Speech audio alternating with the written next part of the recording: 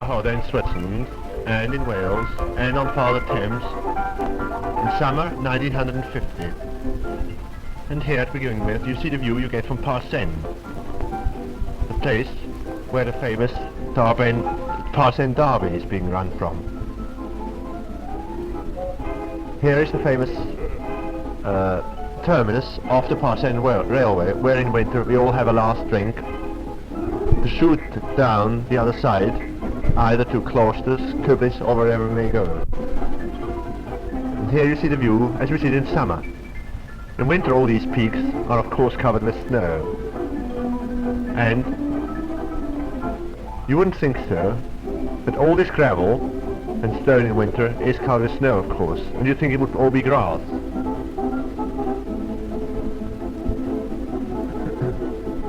It was a lovely, warm summer's day when all this was filmed, and yet you still see a few patches of snow. And here's one of the many signposts that indicate us the way down to Klosters, or wherever we may go. And here, converted for summer use, is one of the ski lifts. That's Guy. Here comes Krista, one of the Belmont girls.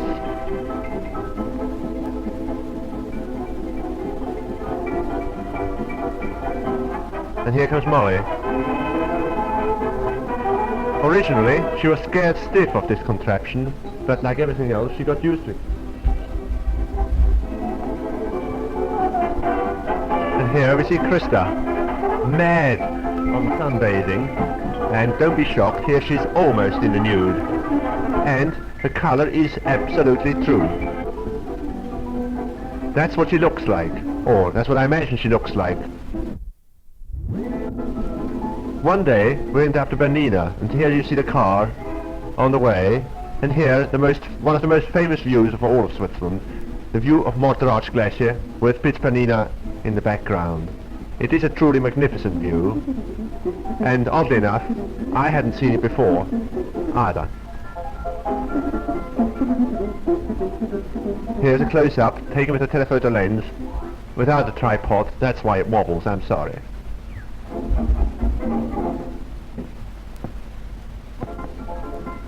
And here is the so-called Bernina Hospiz,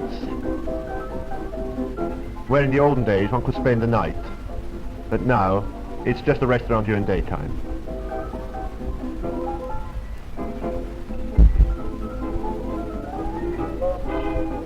This is taken on the Albula, another pass, which must have at least 400 or 500 bends by the time you're down.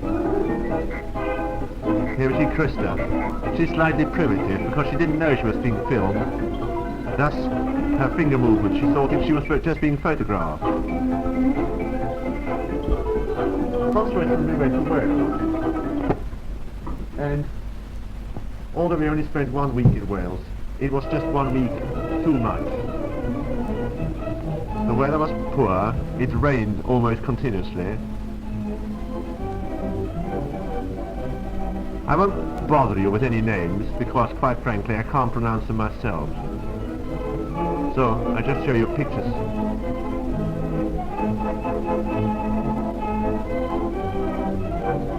This is taken on one of the passes, looking towards England.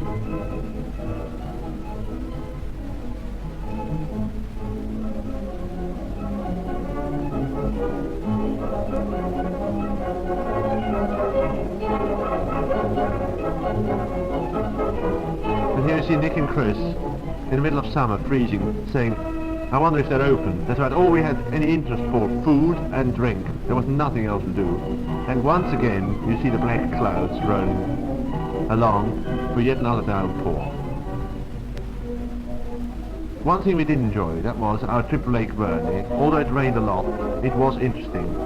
This is one of the last dams built not of concrete, but built just with stone blocks.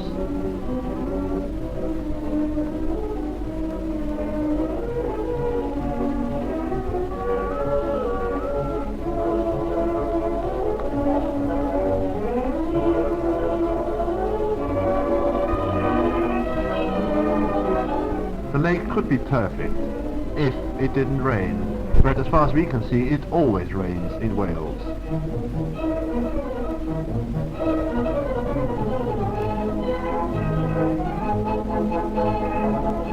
Here you see the hotel. Another lovely place if it didn't rain. Perhaps there are days when it didn't rain in Wales, but we certainly didn't find them.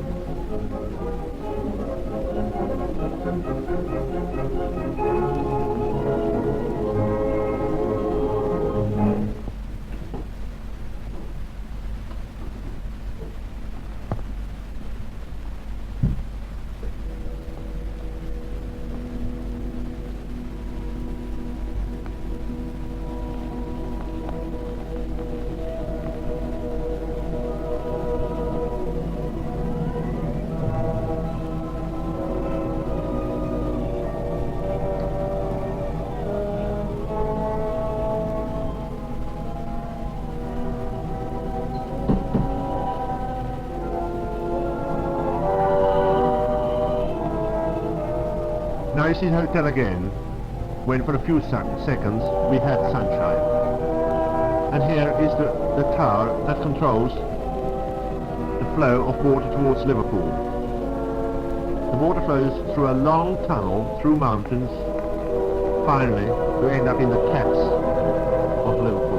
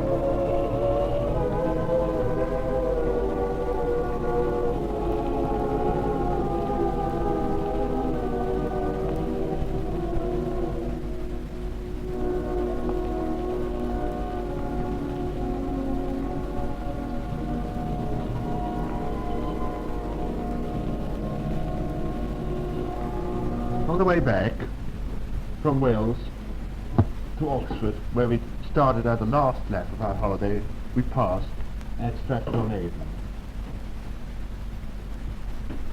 And here you see the Memorial Theatre, the gardens, and the Avon itself.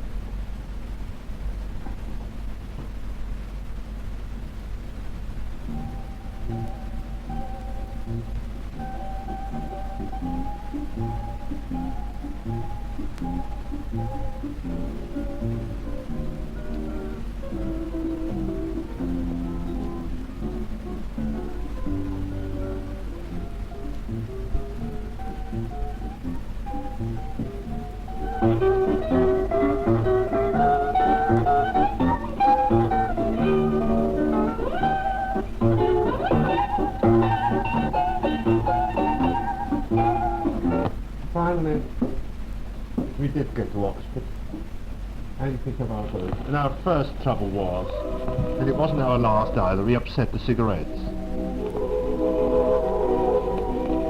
Here you see our equipment: bread, more cigarettes, suitcases, and Nick, as usual, directing things.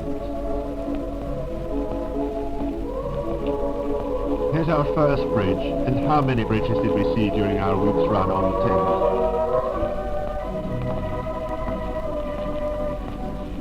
We all took turns at driving the boat, and here is Chris taking his spell.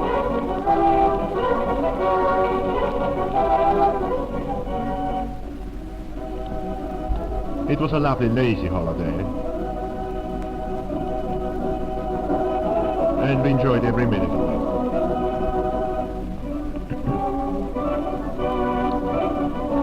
And the weather wasn't too unkind to us either. We did have some sun. Here we are approaching one of the many locks. I think we went through 70 of them.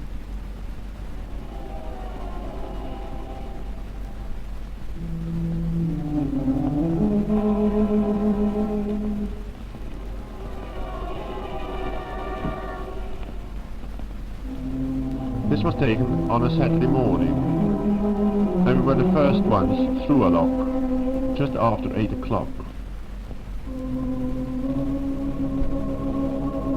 Here you see our boat. It was called Gypsy, and we were very comfortable in it. It should have held 4, but we were glad we were only 3.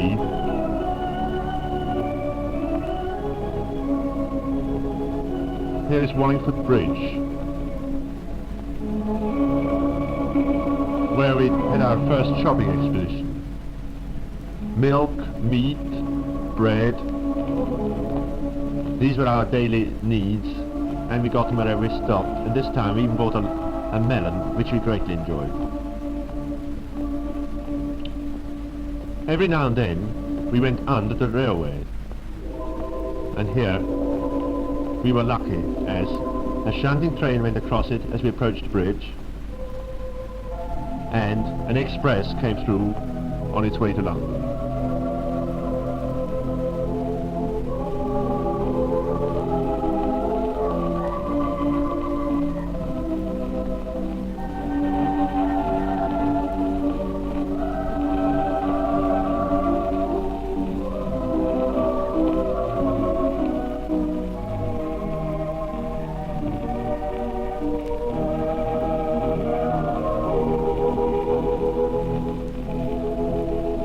Here you see one of the lock keepers' cottages, all of them with their beautifully kept gardens.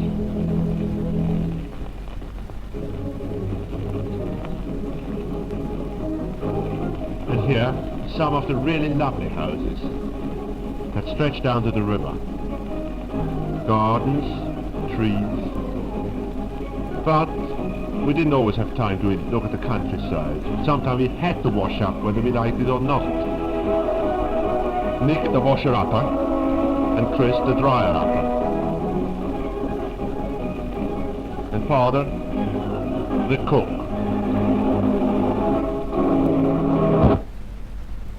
Fortunately, we did have Vim, because it made our jobs a lot easier. But we all did long for a real bath. And occasionally Father even got a chance to have a snooze. And he did think he did deserve it. Cooking 3 meals a day was not always an easy task. We had exciting moments too, reading detective novels.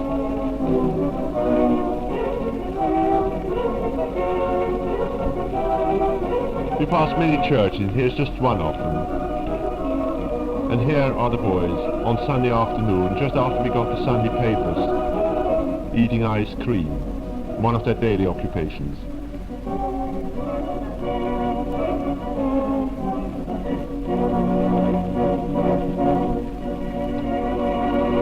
On the right would be Skindles. This is Maidenhead, which we passed through on the Sunday, on the way down. And here's our gypsy, moored by the side.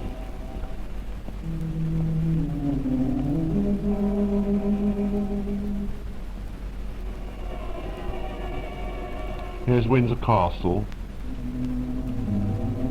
late in the afternoon.